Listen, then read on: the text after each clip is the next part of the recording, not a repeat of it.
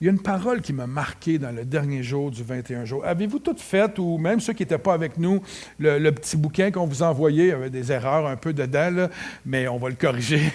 Mais on vous le renverra après. Mais le 21e jour, il y a une parole, moi, qui était simple, qui, à mon sens, à moi, était remplie de grande sagesse, remplie de foi, remplie d'audace. C'est la parole de Marie, aux noces, à Cana. Vous vous souvenez de ce que Marie a dit? Vous en souvenez-vous? Elle dit une phrase très simple, mais qui, moi, m'a fait méditer cette phrase-là depuis que je l'ai lue. Je l'ai lue pourtant quand je l'ai traduit, mais quand je l'ai amené dans l'exhortation du 21e jour, ça m'a bouleversé. Dans l'Évangile de Jean, au chapitre 2, ça dit ceci. Sa mère dit au serviteur, « Faites ce qu'il vous dira. » Vous allez me dire, « Pasteur, où c'est que tu es touché dans ça? » Ah, il y a du stock dans ça, là. Fou!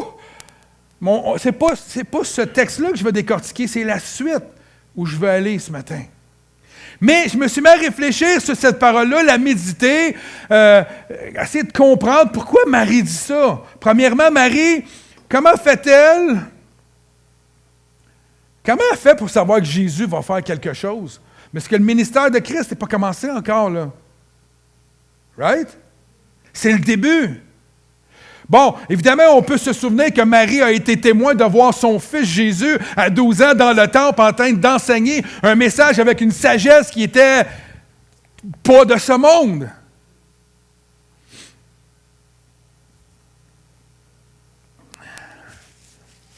Mais comment ça se fait que Marie était capable de dire « Hey, guys, faites ce qu'il va vous dire. » Parce qu'elle s'attendait à quelque chose. Elle savait quelque chose. Est-ce que Jésus, dans son enfance, a fait des miracles?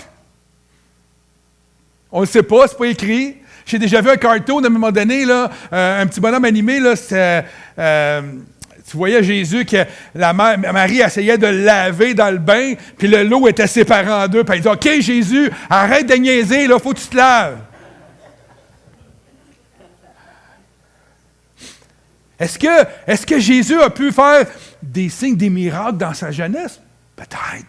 On ne sait pas. Je peux pas raconter n'importe quoi, mais on ne le sait pas. Mais une chose est sûre, c'est que Marie croyait quelque chose. Bon, évidemment, vous allez me dire, ouais, mais Normand, elle a été enfantée par le Saint-Esprit. Déjà, ça l'aide? Oui, ça l'aide. Hein? C'est comme, ça se peut qu'il se passe de quoi de spécial avec Jésus, hein? S'il y en a un ici, s'il y en a une ici qui a été enfantée par le Saint-Esprit, venez me voir, on va jaser. Mais Marie avait quelque chose. Elle savait que c'était pour se passer. Elle dit aux serviteurs, pas aux disciples qui étaient assis avec Jésus, parce qu'il y en avait quelques-uns, mais elle dit aux serviteurs, faites tout ce qu'il vous dira. Faites tout ce qu'il vous dira.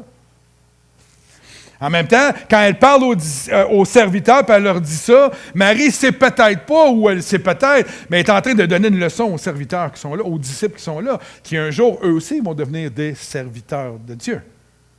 Faites tout ce qu'il vous dira. Donc, je vous le dis ce matin, faites tout ce qu'il vous dira.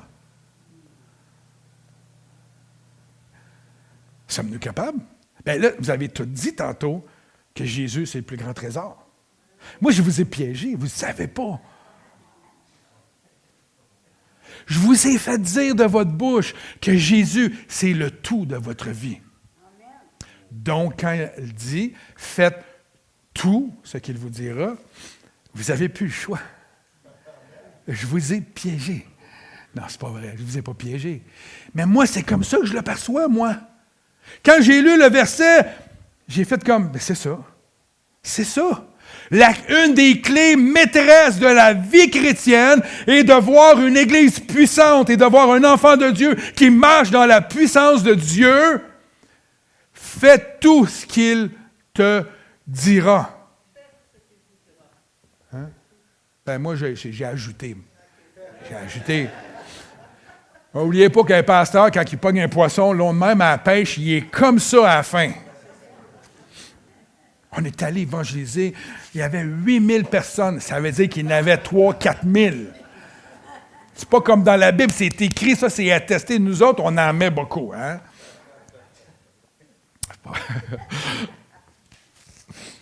C'est peut-être juste moi, ça, Normand.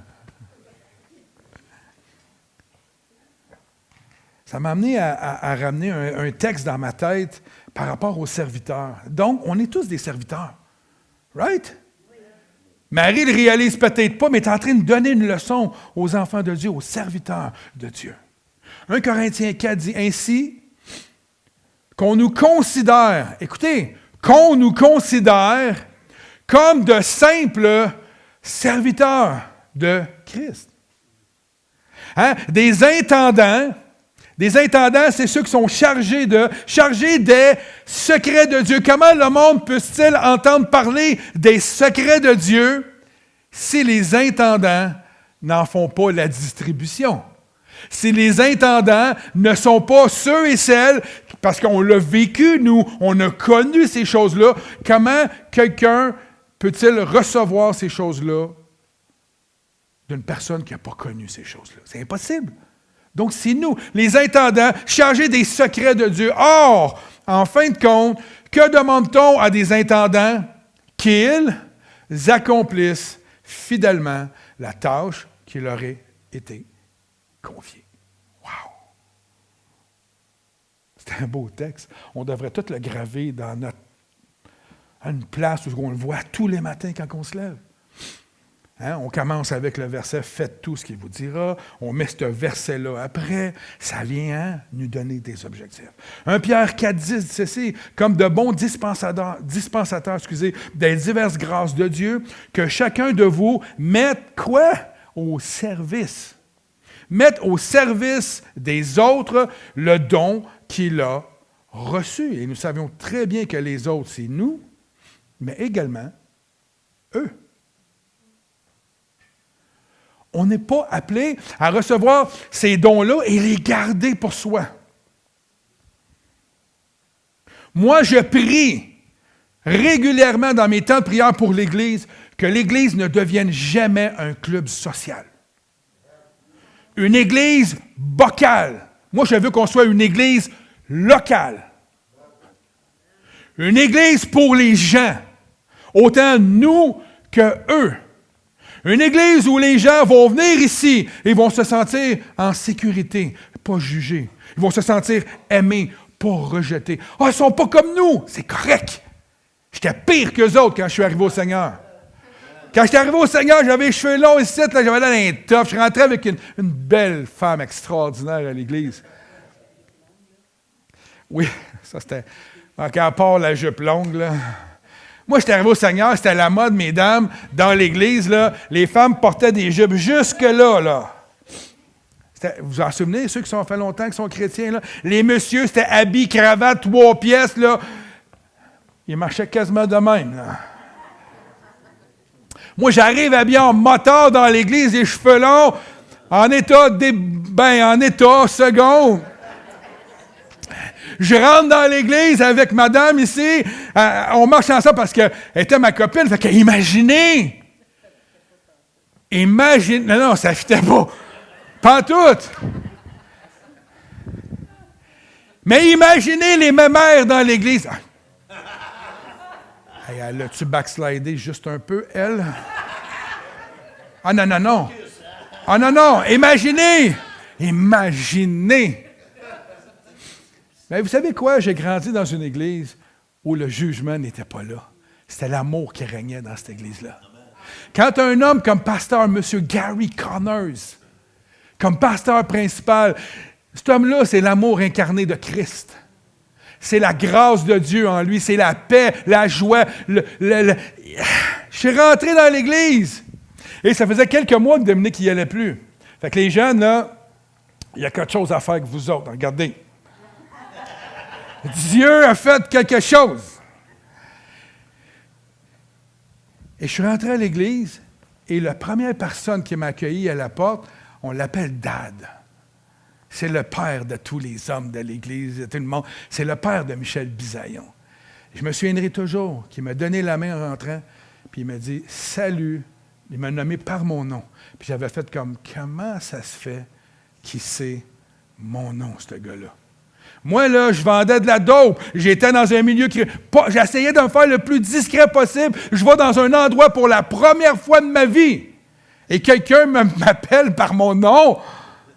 Moi, dans ma tête, c'est qui? C'était un espion, c'était un narc. Là. Lui, là, c'est qui? Comment je vais faire pour l'éliminer? Mais non.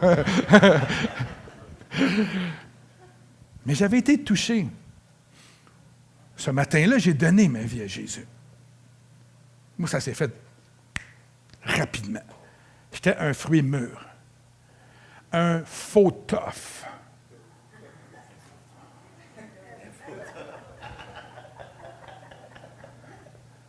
Ah, j'avais de l'air tough à l'extérieur. J'avais le look. Mais en dedans, là, c'était meurtri, là. C'était brisé. J'ai su par après qu'au lieu de juger Dominique, au lieu de me juger moi, t'es un vendeur de drogue, c'est écœurant, être avec un vendeur de drogue, ça se peut-tu connaître le Seigneur, descendre aussi creux que ça, être avec un vendeur de drogue, ça n'a pas d'allure, on devrait y arracher cet homme-là de sa vie, on devrait l'éliminer au nom de Jésus. Non! C'est qu'est-ce qu'ils ont fait?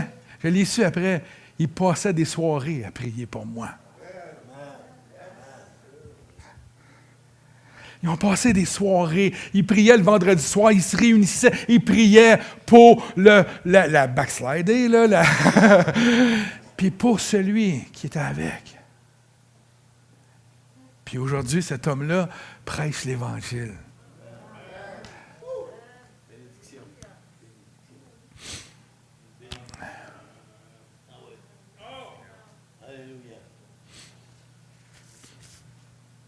Fait que ça ne sert à rien. Ça ne sert à rien de juger. On ne connaît pas les plans de Dieu pour tous les êtres humains sur cette terre. Ce n'est pas dans mon message. Le titre du message ce matin, on a le temps. Moi, je suis jusqu'à 10h à soir. Fait que... Le titre du message, c'est « Donnez-leur vous-même à manger ». Oh, que c'est challengeant. Donnez-leur vous-même à manger. On ne parle pas du Super Bowl, là. Parce que c'est ça que je vais faire ce soir. Je vais leur donner à manger. Matthieu 14. À cette nouvelle, Jésus partit de là, dans une barque, pour se retirer à l'écart dans un endroit désert. L'ayant appris, la foule sortit des villes et le suivit à pied. Quand Jésus sortit de la barque, il vit une grande foule. Il fut ému de quoi? De compassion. Amen. Pour elle. Et il guérit les malades. Le soir venu, les disciples s'approchèrent de lui et dirent « Cet endroit est désert et l'heure est déjà avancée. Renvoie la foule afin qu'ils aillent dans les villages pour s'acheter des vivres. » Jésus leur répondit. Hein? C'est mon Jésus, ça. Il n'y a pas de défi trop grand. Hein? Amen. Fait que quand vous avez un défi, ne dites pas à Jésus, « Non, c'est impossible. Non. Tu ne peux pas dire à Jésus que c'est pas possible. » Il n'y a pas d'amen à ça. Bon, là, je continue-tu? Jésus leur répondit, ils n'ont pas besoin de s'en aller. Il me semble d'avoir les disciples. Hein? De quoi tu parles? Ils n'ont pas besoin de s'en aller. Non. Donnez-leur vous-même à manger. C'est génial, là, comme phrase. Mettez-vous dans les culottes des disciples. Dans les robes des disciples. Jésus te dit, il y a 10 000 personnes en arrière, donnez-leur à manger. Mais il lui dit, nous avons ici que 5 pains. Des pains de quoi? D'orge. Hein? Vous en souvenez pas, hein? Anyway. Des pains d'orge et 2 poissons. Apportez-les-moi ici, leur dit Jésus. Il fit asseoir la foule sur l'herbe, prit les 5 pains et les 2 poissons, leva les yeux vers le ciel et prononça la prière de bénédiction. Puis, il rompit les pains et les donna aux disciples qui les distribuèrent à la foule. Tous mangèrent et furent rassasiés, et l'on emporta 12 paniers pleins des morceaux qui restaient. Ceux qui avaient mangé étaient environ 5 000 hommes, ce qui veut dire, sans compter les femmes et les enfants, donc on parle approximativement entre 10 000 et 12 13 000 personnes qui auraient pu être là. Et à l'époque, nous, on dit 10 000 personnes au Jazz Fest, c'est un échec. Mais à l'époque, il n'y avait pas, en Israël, il n'y avait pas 12 millions d'individus, là. C'était des grandes foules. Le récit de la multiplication des pains est rapporté dans les 4 évangiles, de façon différente mais identique. Tous parlent de la même histoire, mais avec des détails différents. Et on voit ici dans Matthieu, excusez-moi, que Jésus, le Maître, cherche à s'isoler parce qu'il vient d'apprendre la nouvelle de la mort de son cousin bien-aimé, Jean-Baptiste.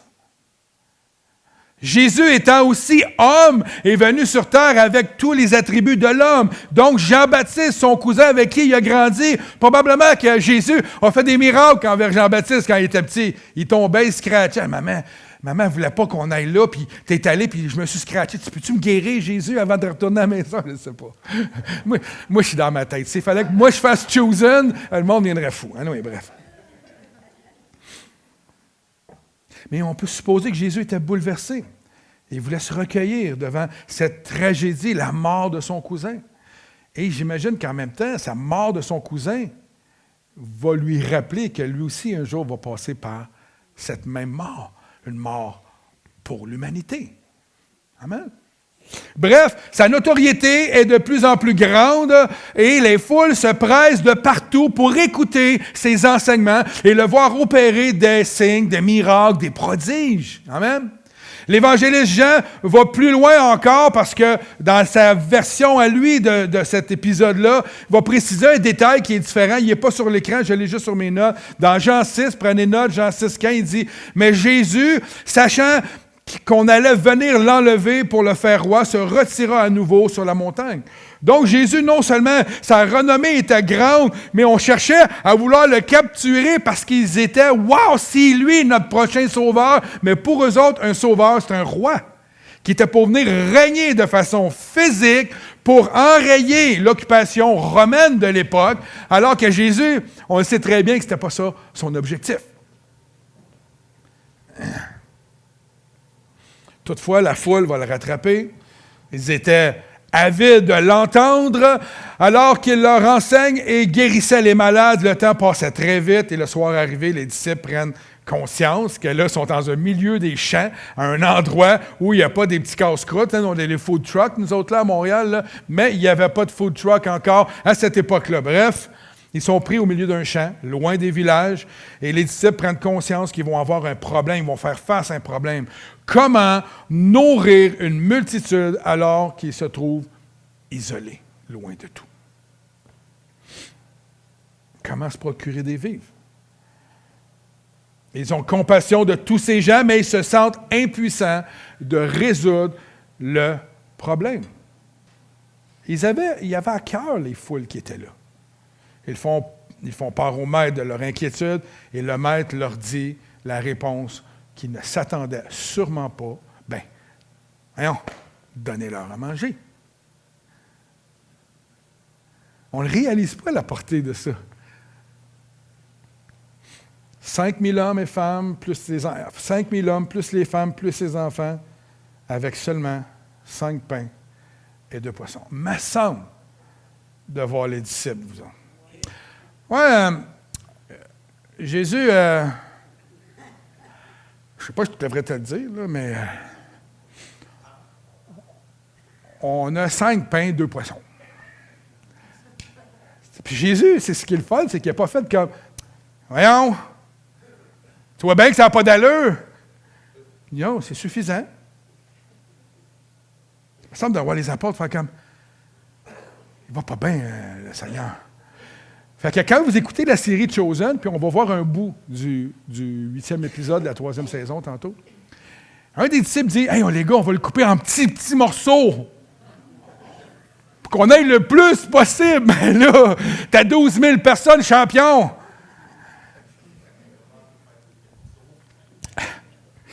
C'est cocasse comme scène. Est-ce que Jésus, quand il leur dit « Donnez-leur vous-même à manger », Jésus est en train de dire que les disciples vont eux-mêmes opérer un miracle? Avez-vous pensé à ça? Moi, ça m'a frappé. J'ai fait comment? Jésus est en train de dire aux disciples, donnez-leur à manger. Il ne dit pas, m'ont multiplié les pains, m'ont multiplié, je vais vous les donner, vous les distribuer. Il a dit, trouvez la solution, donnez-leur à manger. Vous allez voir où est-ce que je m'en vais. Finalement, on voit bien que ce n'est pas ça qui est arrivé. Jésus, voyant les disciples se poser des questions d'ordre humain, purement logique. Il n'y a pas assez d'argent, c'est trop loin d'un village, il y a trop de monde, il n'y a pas assez de vivres. 5 pains, 2 poissons. On ne pourra jamais, Seigneur. Mais ils n'ont pas dit au Seigneur, non, Seigneur, on ne pourra pas, là. Alors Jésus va passer à l'action. Mais ce qui est surprenant pour moi, et ce qui m'étonne, c'est comment se fait-il que pour les disciples, qui n'ont pas considéré un instant la possibilité que Jésus puisse faire quelque chose de surnaturel. Comment ça se fait? À cette époque de l'histoire, les disciples avaient déjà assisté à 17 miracles. Comment se fait-il que ce n'était pas la réaction naturelle de dire, ben oui, Seigneur. Ben oui, on va donner du pain et du poisson à tout le monde. Hein? Ça vous parle de ça, vous autres? Moi, ça m'est déjà arrivé. Où le Seigneur m'a dit, il est malade, va prier pour lui. Ouais, mais là, Seigneur, des fois que ça ne marche pas. Mais on va de l'air de quoi, moi? Fait qu'imaginez les apôtres, Pierre, là. Hein? Pierre, vous connaissez Pierre? On a pas mal des pierres dans nos églises. Torse bombé. Non, Seigneur. Hein? Non, mais c'est tout ça qui doit passer. Moi, en tout cas, c'est comme ça que ça se passe dans ma vie. Des fois, Dieu me demande de faire des choses, je fais comme... Ça me semble que je peux pas. C'est pas ça que le Seigneur dit. Faites tout ce qu'il vous dira. Fait que j'ai appris avec le temps que quand Dieu met quelque chose dans mon cœur, je l'écris. Je commence. Je suis wise, là, je commence petit.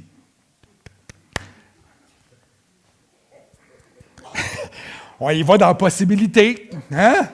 Dans la foi. On veut que tu donnes des paniers de Noël, Normand. OK, on va donner 10 cette année. Hein? On va y aller, regardez, on va y aller mollo.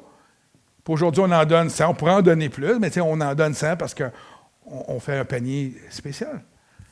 On donne des habits de neige, on donne ci, on donne ça, on donne de l'argent à des gens qui en ont besoin. On fait toutes sortes de choses maintenant. Mais c'est pas assez. C'est pas assez. Ouais, mais on n'a pas beaucoup d'argent. Oui, on a beaucoup d'argent. On a tous beaucoup d'argent. On a tous plus que qu'est-ce qu'on en a de besoin. Et pourtant, la Bible dit que notre surplus devrait servir à nourrir ceux qui n'en ont pas. Pas moi qui le dis. Ouais, mais je vais vivre vieux, il faut que j'en aille longtemps. Qui pourvoit à tes besoins? Ton REER ou Dieu?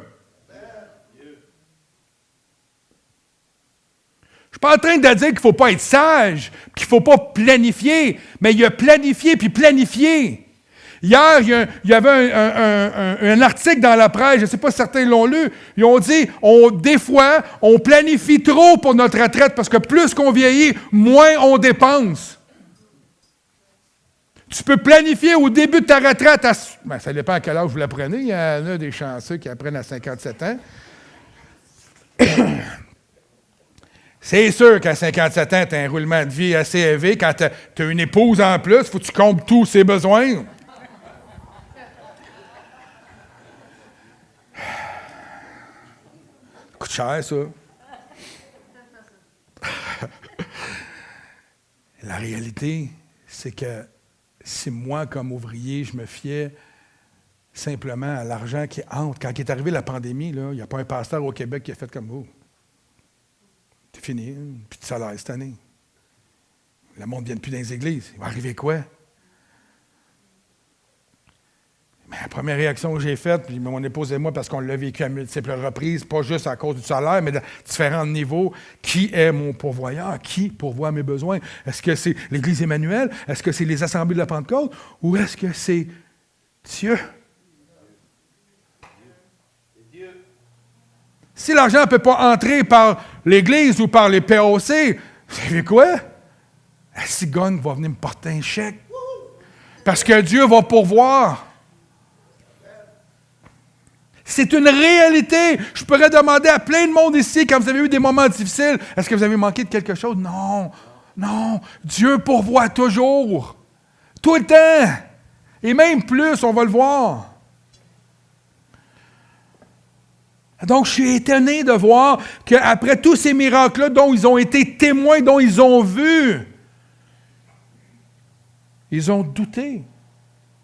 Dans Luc 7, je ne l'ai pas mis sur l'écran, mais je comprends la parole de Jésus qui dit dans Luc 7, Luc 7, verset 9, lorsque Jésus a entendu ces paroles, il admira le centenier.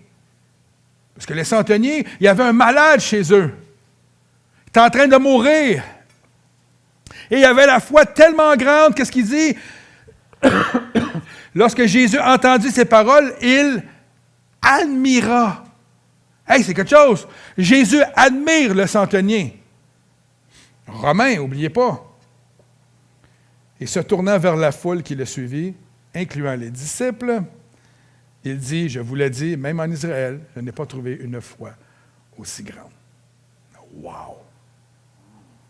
Wow! Je ne sais pas si le centenier avait assisté à des rencontres avec Jésus, la foule, mais en tout cas, on sait une chose, il connaissait Jésus. Il avait foi en Jésus. Si on revient à notre texte, Jésus va demander à la foule de s'asseoir, il va prononcer une prière de bénédiction, et il ne demande pas, je ne sais pas si vous avez remarqué, il ne va pas demander à haute voix à Dieu de multiplier la nourriture. Avez-vous déjà remarqué? Il fait simplement dire « Merci pour la nourriture ». Juste là-dessus, je peux faire une étude de 3 jours, là. Merci pour la nourriture. Il prononce la bénédiction comme si cela était accompli.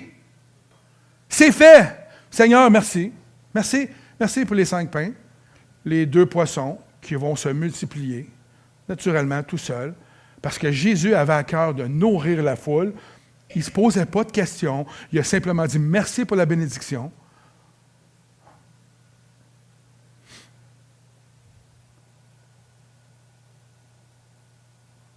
Ça me fait penser au texte qui dit « C'est pourquoi je vous le dis, tout ce que vous demanderez en priant, croyez que vous l'avez reçu. Et cela vous sera accordé. » Croyez que vous l'avez reçu. Jésus, merci pour le pain. Merci pour les poissons. Ou j'aime le texte, ça, c'est mon texte favori. Vous savez, ceux qui reçoivent des mémos de ma part, je mets tout le temps le psaume 37,4. Fais de l'Éternel tes délices, il te donnera ce que ton cœur désire. Alors, on n'entend pas Jésus demander à Dieu de multiplier la nourriture. Est-ce que c'est parce que Jésus était en parfaite harmonie avec Dieu? Est-ce que Dieu était ses délices de tous les jours? Quand Dieu dit qu'il va faire tout ce que ton cœur désire, Dieu ne t'accordera pas les désirs de ton cœur charnel, je ne sais pas comment dire ça, mais parce que tu fais de lui tes délices, tu vas devenir un avec lui. Ton cœur va devenir le sien. Pas le sien, l'inverse. Son cœur va devenir le tien. Ses pensées vont devenir tes pensées. Parce qu'il est la priorité. Je vous ai posé la question tantôt. Est-ce qu'il y a quelque chose de plus important que Jésus? Non. Donc, si Jésus est le plus important, si Jésus devient les délices de nos vies, nos pensées vont devenir les siennes. Amen. Est-ce que, parce que Jésus était tellement connecté avec le Père, qu'il n'a même pas eu besoin de demander, le Père savait. Comprenez-vous ce que je veux dire? C'est comme s'il y avait une fusion complète qui a fait que le Père a pu voir le cœur et les désirs de Jésus de nourrir la foule. Il a simplement dit merci pour la nourriture. Moi, ça m'a touché. Il y a 3 choses que j'aimerais qu'on puisse remarquer, et on va terminer dans pas long. Les disciples ont manqué de foi. Alors que Jésus, lui, avait une foi complète dans son Père. N'oubliez pas, Jésus est venu comme un homme aussi. Oh, vous allez me dire, oui, mais c'est Jésus, c'est le Fils de Dieu. Oui, mais il y avait aussi la chair qui était là. Il y avait un combat de tous les jours aussi, lui aussi, dans sa chair. Tous les jours. Dans Jean 5, 19, ça dit en vérité, je vous le dis, le Fils ne peut rien faire de lui-même. Ça nous montre, là. Ne peut rien faire de lui-même. Il ne fait ce qu'il voit. Les disciples ont manqué de foi parce qu'ils ont vu et ils n'ont pas fait. Jésus leur donne la chance de faire. Donnez-leur vous-même à manger. Vous m'avez vu faire avant, faites-le. Prenez mon autorité, prenez la foi, faites-le. Donnez-leur à manger. Je vous ai posé des questions. Qu'est-ce que Jésus a fait pour vous? On pourrait passer la matinée à poser des questions. Qu'est-ce que Jésus a fait dans ta vie? Depuis le début de ta vie chrétienne. Écoute, on n'aurait pas assez de bibliothèque pour écrire tout ce que Dieu a fait dans nos vies. C'est une réalité. Maintenant qu'on a vu Dieu agir dans nos vies, on devrait aller par la foi et agir nous aussi. Quand il dit « fais, donne-leur à manger », donne-leur à manger. Il voit ce qu'il va faire au Père et tout ce que le Père fait, le Fils aussi le fait pareillement. Des fois, on se demande comment on fait pour prier pour un malade. Prie comme Jésus. Amen. Amen. Comment on fait pour délivrer quelqu'un qui est possédé? Fais ce que Jésus a fait.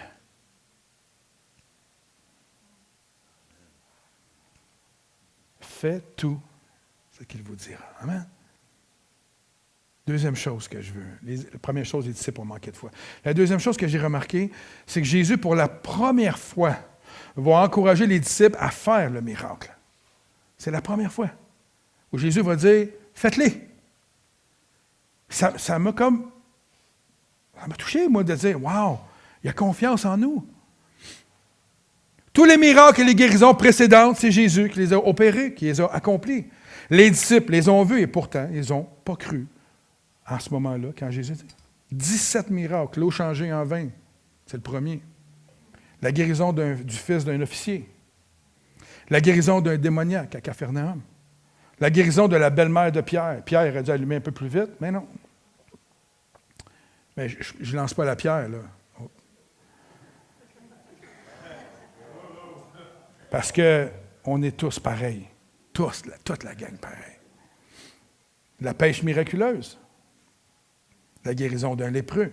La guérison d'un paralytique. La guérison d'un homme à la main sèche. La guérison d'un serviteur du centenier. La résurrection. La résurrection. My gosh, man. La foi devait être dans le tapis. Je ne sais pas. La tempête apaisée. Qu'est-ce qu'ils ont dit? Hein? Qui peut même apaiser les tempêtes? Hein? Qui peut? Imaginez la guérison d'un démoniaque à Gadamérien, la guérison d'une femme atteinte d'une hémorragie interne, la résurrection de la fille de Jairus, 2 résurrections, la guérison de 2 aveugles, la guérison d'un démoniaque sourd, la guérison d'un infirme depuis 38 ans.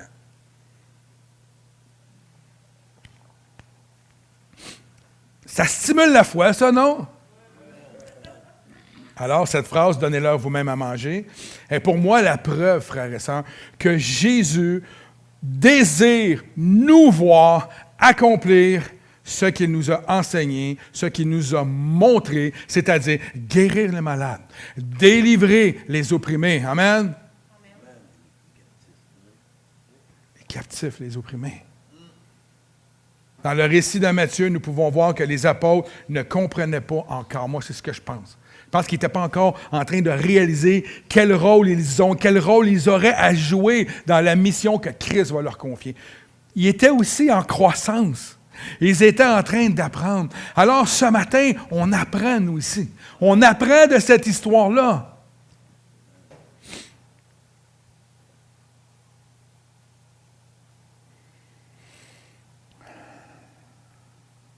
La troisième chose qu'on doit remarquer, puis c'est bref, là, ce petit point-là, c'est Dieu, quand il donne toujours avec abondance.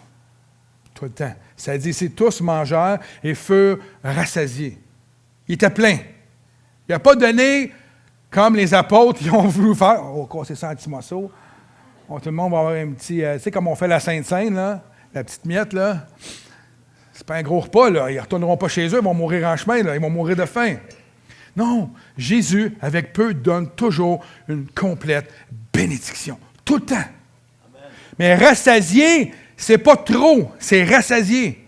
Moi, dans ma vie, Jésus m'a toujours donné ce que j'avais de besoin. Il m'a rassasié.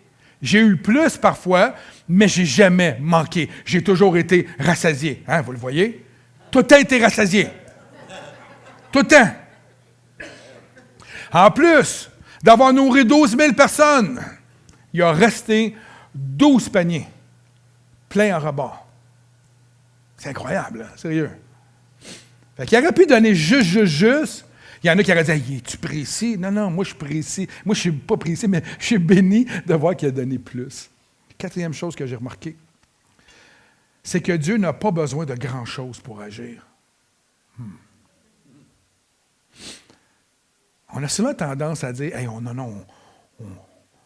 tant que je n'aurai pas ça à donner à Dieu, là, tant que je ne serai pas rendu à un certain niveau de ma vie chrétienne, tant que je ne m'aurai pas débarrassé, tant que je ne serai pas parfait. Là. Moi, je l'ai eu dans ma tête. Là. Seigneur, il m'appelait au ministère. Je dis, ben non, Seigneur, je suis bien trop un jeune chrétien. Ben non, je suis bien trop ci. Ben non, je suis bien trop ça. Parce que l'ennemi, il pisse dans ton oreille continuellement en disant que tu n'es pas assez saint, tu n'es pas assez ci, tu n'es pas ça, tu n'es pas ça, tu n'es pas ça. Il n'arrête jamais, puis il n'arrêtera jamais jusqu'à ta mort. Et il veut te décourager. Il veut détruire en toi ce que Dieu place en toi.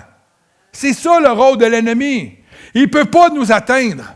Il ne peut pas détruire nos âmes. Il ne peut pas nous enlever le salut que nous avons. Mais il peut essayer de tout faire pour te nuire.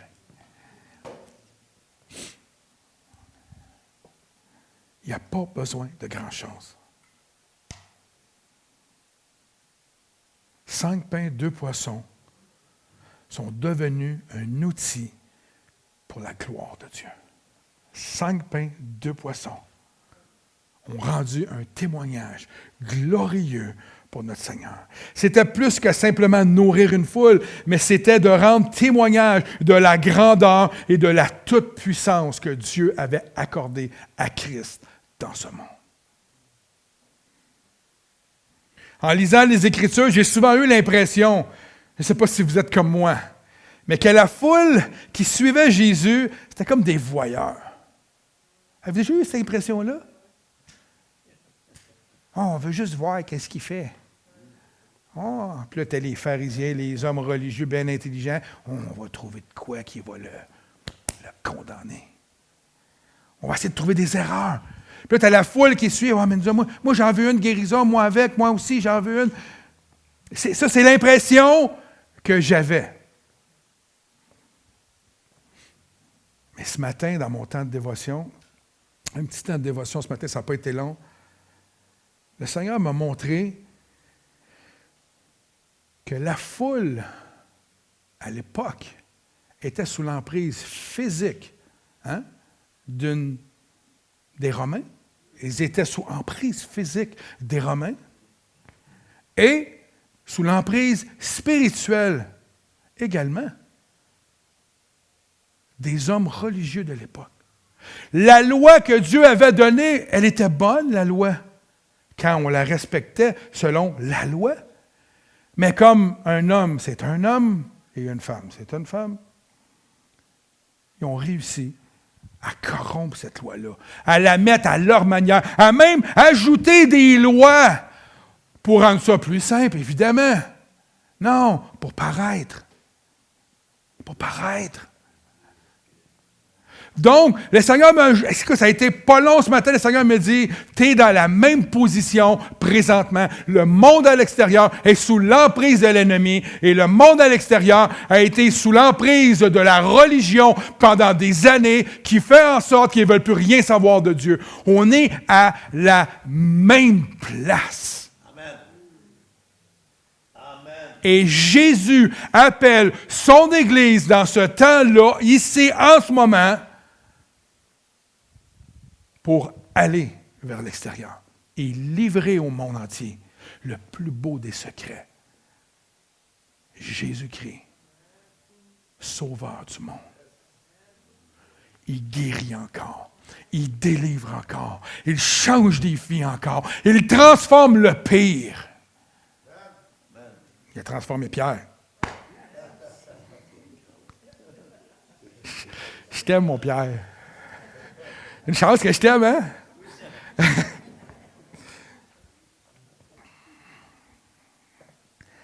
Alors, je ne verrai plus jamais la foule de la même manière dans les Écritures. La foule a besoin de Jésus. Peu importe pour quelle raison ils viennent. Nous, notre rôle, c'est de leur conduire, leur livrer le message de la croix. C'est ça le rôle qu'on a. De toutes sortes de manières. Ça peut être par des pains et des poissons. Ça peut être par un habit de neige. Ça peut être par un sac d'école. Ça peut être quand vous allez à la résidence, la gang. Puis que vous êtes là avec une femme, avec un homme qui est seul, abandonné de tous. Puis que vous venez leur livrer, la misère matin, vous venez leur livrer de l'amour, de la compassion, d'être avec eux, simplement parce que vous voulez être avec eux. Vous les aimez tellement que vous trouvez ça triste qu'ils soient seuls et abandonnés.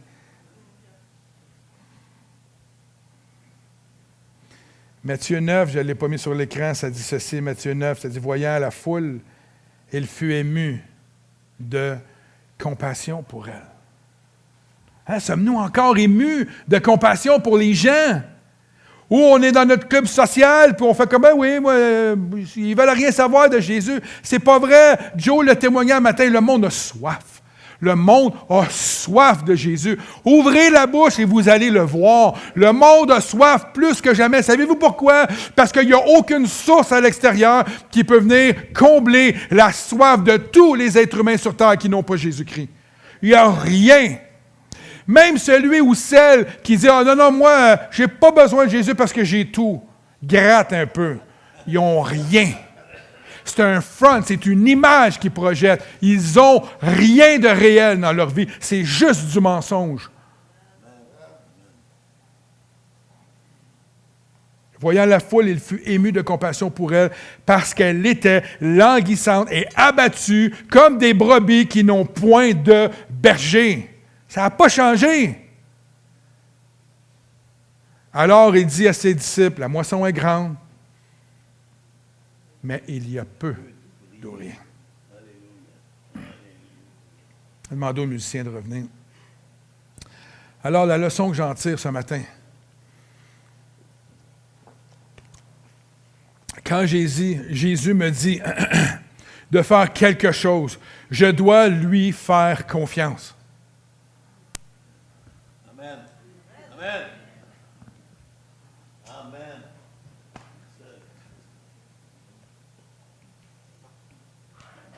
Et il ne cherche pas en moi. Ce qu'il cherche de nous, ce n'est pas qu'on raisonne de façon humaine. Ce que Jésus cherche de nous, c'est qu'on ait la foi. Cause comme ça, c'est faux. Mais qu'on ait la foi. Et cherche ce que j'ai à lui offrir. C'est ce que Jésus cherche. Qu'est-ce que tu as à m'offrir? Avec ce que tu vas m'offrir, je vais multiplier pour ma gloire. Offre-moi tes mains, tes jambes, ta bouche, ton corps, ton être entier. Offre-moi peu que tu peux m'offrir. Je vais t'utiliser et je vais multiplier tout ce que tu vas m'offrir. Ça devrait vous exciter, ça.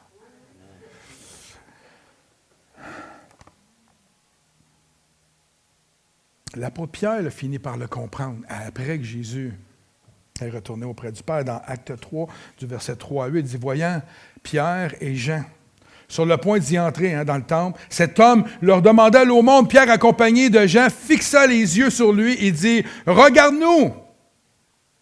Regarde-nous! Il n'était pas aveugle, il était boiteux. Il les regardait attentivement, s'attendant à recevoir d'eux quelque chose, une pièce d'argent, de l'or, quelque chose. Alors Pierre lui dit, quoi? Je n'ai ni argent et je n'ai ni or, mais ce que j'ai, je te le donne au nom de Jésus-Christ de Nazareth. Lève-toi et marche.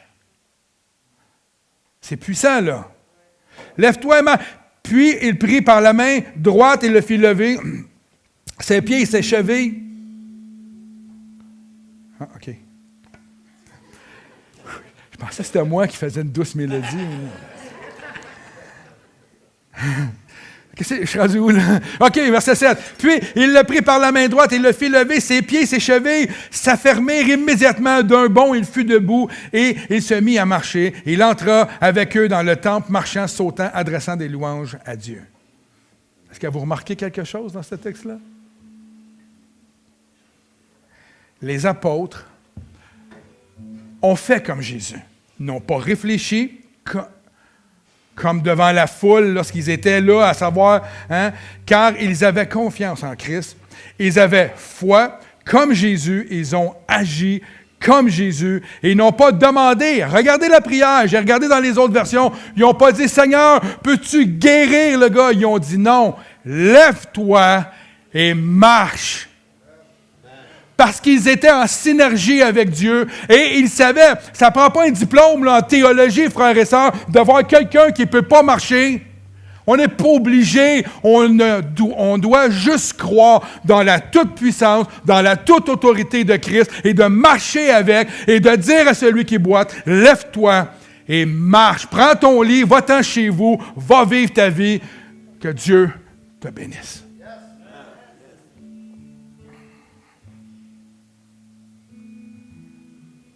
Alors, cela me ramène à la question initiale et à la parole remplie de sagesse de Marie.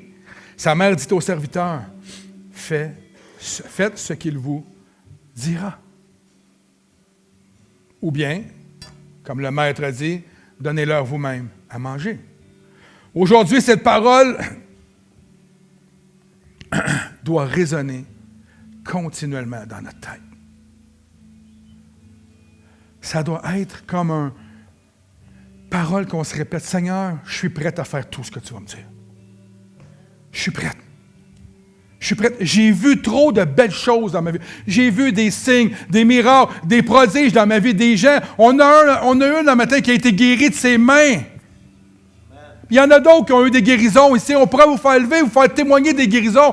Mon épouse là, qui avait eu un diagnostic de mort sur sa vie et que Christ a gardé en vie. Qui a guéri d'un cancer incurable. Les diagnostics qu'ils peuvent donner, ce n'est rien à côté de la gloire et de la puissance de Dieu dans la vie d'un individu. Come on! Je ne pense pas que Dieu va amener son Église de pire en pire. La Bible dit que c'est de gloire en gloire. Est-ce qu'on est...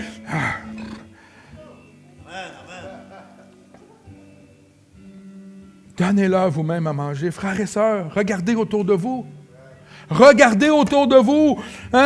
Comment il y a de monde qui sont agités et tourmentés.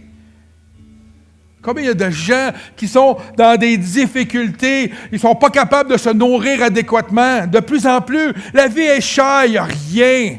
Nous, on a les cieux. On a les cieux qui peuvent fournir à tous les besoins. Il y a des gens qui sont mal nourris, mal logés, captifs. Quel rôle pouvons-nous jouer afin de mettre fin à ces pratiques-là autour de nous?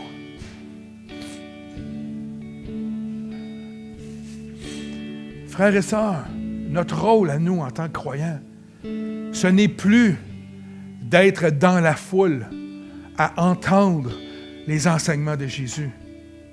Nous les connaissons, les enseignements de Jésus. On doit continuer de se nourrir de la parole. On doit continuer de remplir notre fuel spirituel. C'est la parole, c'est la présence de Dieu. Mais on n'est plus appelé à être dans la foule, à recevoir. On est appelé à donner. Donnez-leur à manger. On ne parle pas de nourriture charnelle. On parle d'une nourriture spirituelle.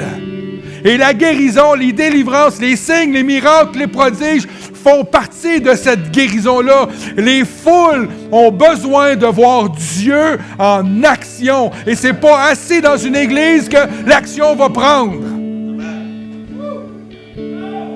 Nous sommes maintenant des serviteurs de Dieu. Serviteurs de l'Éternel. On va rendre ça encore plus majestueux. Le Créateur. Le Tout-Puissant. Y a-t-il d'autres mots que vous pouvez donner? L'Alpha et l'Oméga. Le commencement et la fin. Celui qui donne la vie. Il est le Messie. Celui qui guérit. Celui qui relève. Combien d'entre nous il a relevé? Une multitude de fois en plus de ça.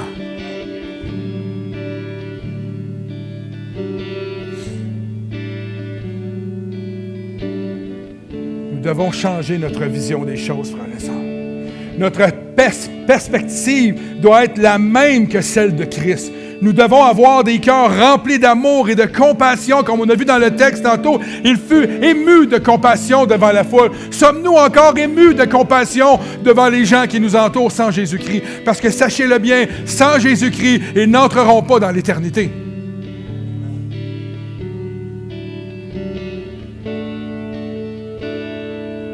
L'amour et la compassion doivent devenir les lunettes du croyant.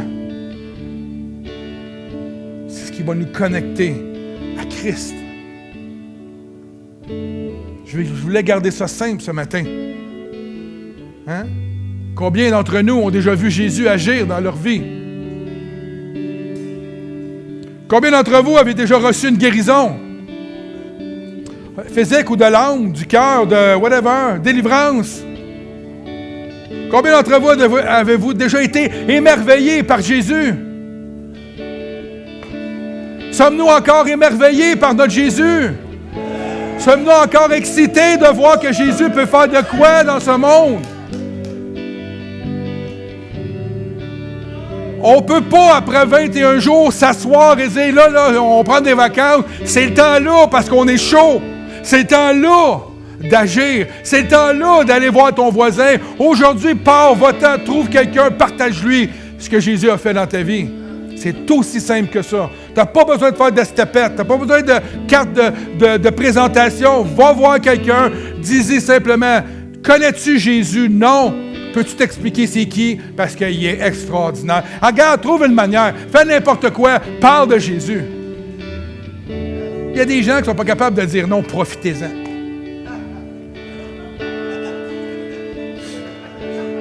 Tu veux-tu mettre la vidéo? Je vais vous demander de baisser. On va mettre une vidéo. C'est dans le dernier épisode du film de Chosen.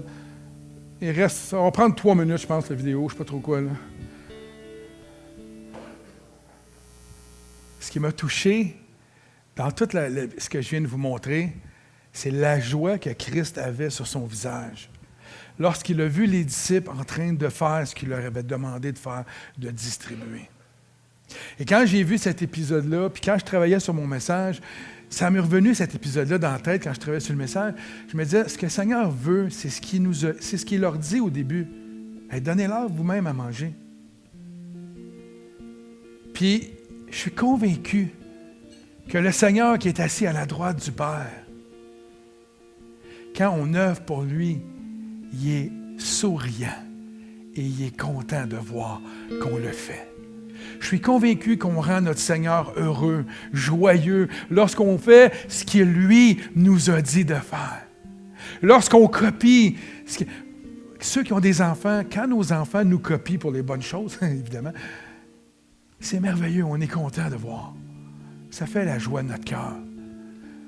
Frères et sœurs, Dieu vous demande ce matin, donnez-moi le peu que vous avez, puis je vais multiplier, moi. Puis je vais multiplier. Ouais, mais moi, pasteur, j'ai pas grand don. J'ai juste un don pour faire la cuisine. Bien, donne-moi ton don. Je vais faire multiplier les choses. Tu vas pouvoir travailler avec Mijoter Maison et qui sait, on va peut-être nourrir toute Joliette un jour. Il n'y a pas de limite à ce que Dieu peut accomplir. Zéro limite. Je crois que Dieu a un plan gigantesque pour l'Église de Christ ici dans la Noutière.